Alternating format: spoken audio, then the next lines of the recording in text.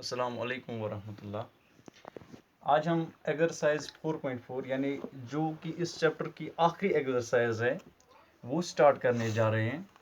Quadratic equations में क्योंकि हमने बहुत सारे दो तीन मेथड्स भी पढ़े और उसके बाद हमने बहुत सारी प्रॉब्लम्स भी सॉल्व की। पहले प्रॉब्लम फार्मूलेट की, उसके बाद उनका सॉल्यूशन भी निकाला।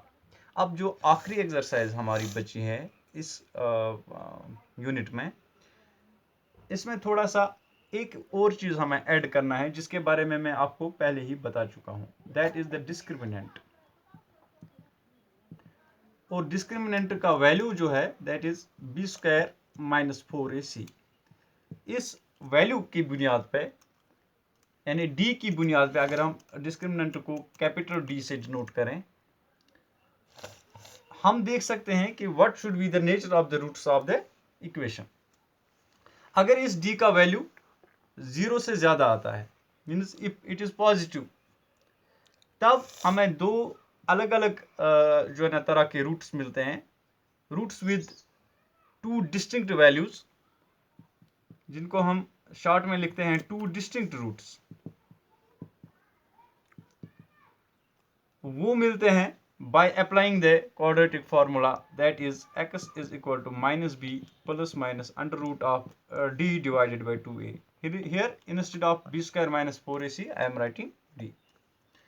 इसी तरह से if this d is equal to 0, अगर d का वैल्यू 0 है, इसका मतलब है कि ये d plus minus under root D, इसका वैल्यू तो खत्म हो गया, 0 आ गया। अब रह क्या गया, x is equal to minus B divided by 2a। मैं लिखता हूं कि एक ही रूट हमें एक्चुअल में मिलता है minus B divided by 2a, जिसका वैल्यू है। लेकिन जो हमारे रूल्स दिए गए हैं मैथमेटिक्स में, उन रूल्स को अगर हम फॉलो करते हैं तो we write this as two similar roots.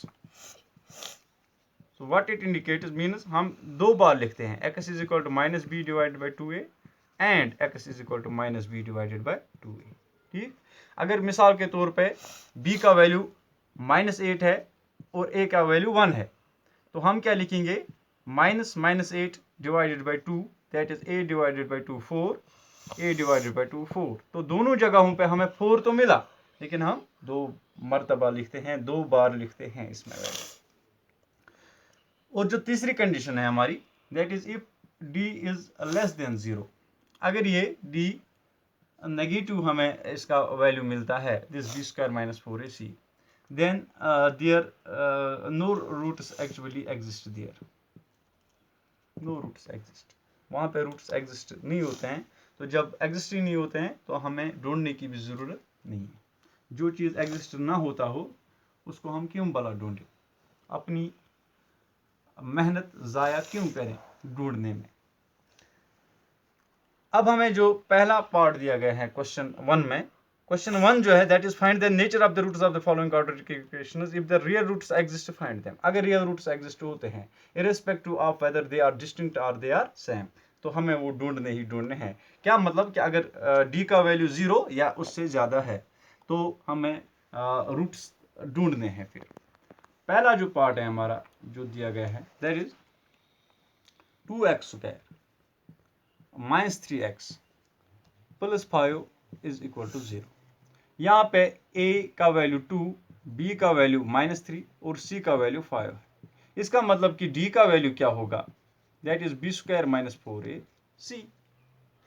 वो d का वैल्यू हमें क्या मिलेगा, that is b square -3 square minus 4 into a that is 2 into c that is 5।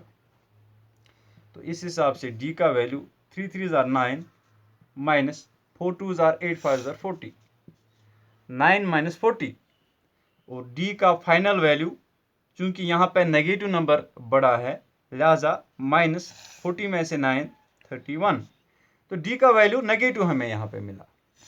तो हम डायरेक्ट लिखेंगे सिंस डिस्क्रिमिनेंट या discriminant is less than 0, so no real roots exist। इसमें कोई रियल रूट्स एग्जिस्ट होते ही नहीं है। Means we have to stop this question right here. अब इससे आगे हम नहीं बढ़ सकते हैं, क्यों? जब रूट्स एग्जिस्ट ही नहीं हो रहे हैं तो हम कैसे ढूंढें? अब जो दूसरा पार्ट इसमें दिया गया है, क्वेश्चन नंबर 1 का जो दूसरा पार्ट है, that is 3x² minus 4 under root 3x plus 4 is equal to 0। यहाँ पे अगर हम ax² plus bx plus c की फॉर्म में इक्वेशन लें, then a is equal to 3, b is equal to minus 4 under root 3 and c is equal to 4। तो अब इस क्वेश्चन के एतबार से हमें पहले d का वैल्यू ढूंढना है, that is b² minus 4ac, b² minus minus 4 under root 3 square minus 4 into a into c, ठीक? b² minus 4 into a that is 3 into c that is 4। तो d का वैल्यू हमें क्या आएगा? ये 4 स्क्वायर जो है ये दोनों पे यहाँ पे अप्लाई होगा। माइनस 4² मीनस 4 जार 16, अब प्लस 16 बन जाएगा। माइनस 4² मतलब minus 4 into minus 4 that is plus 16, okay? And into under root 3 square. Under root 3 square का मतलब कि यहाँ पे हम स्क्वायर और रूट खत्म भी कर सकते हैं, यानी 16 इंटू 3 पूरा वैल्यू यहाँ पे आ गया, minus 4 3s are 8, 4 3s are 12, 4s are 48। तो यहाँ पे 16 इंटू 3 माइनस 48। तो d का वैल्यू क्या आएगा? 16 3s are 48 minus 48 that is 0। यानी 48 में से 48 निकालें तो कुछ नहीं रहता, मीन्स 0 रह जाता है। तो जैसा कि हमने ऑलरेडी सीखा हुआ है कि अगर d का वैल्यू 0 आता है, देन इस कंडीशन में हमें 2 इक्वल रूट्स मिलते हैं। तो वहां पे टू इक्वल रूट्स का वैल्यू जो होता है that is x is equal to minus B divided by 2a and x is equal to minus B divided by 2।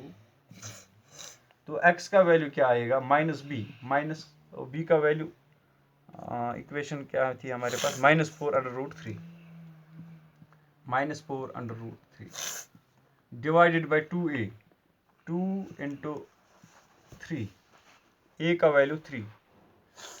इसी तरह से यहाँ पे भी x is equal to minus 4 into minus 4 under root 3 divided by 2a, 2 into 3। Minus और minus यहाँ पे plus हो जाएंगे, minus into minus that is plus. तो वैल्यू क्या आ जाएगा? 4 under root 3 divided by 2 into 3। यहाँ पे मैंने 2 अलग इसलिए लिखा ताकि मैं यहाँ पे वैल्यू जो है ना 4 का घटा सकूं, यानी रिड्यूस कर सकूं। 2 1s are 2, 2 2s are 4, okay? यहाँ पे भी x का वैल्यू क्या आएगा? 4 under root 3 divided by 2 into 3। तो फाइनल वैल्यू क्या आएगा हमें x का? x is equal to 2 under root 3 divided by 3, x is equal to 2 under root 3 divided by 3। तो ये हमें x का वैल्यू मिल गया, means it has 2 equal roots where the value of x is equal to minus b divided by 2a, that is x is equal to 2 under root 3 divided by 3। दूसरा value भी x का यही आ जाएगा, ठीक? तो अब हम इसके बाद जो क्वेश्चन है उसके बाद जो लास्ट पार्ट है उस पे आ जाएंगे इंशाल्लाह।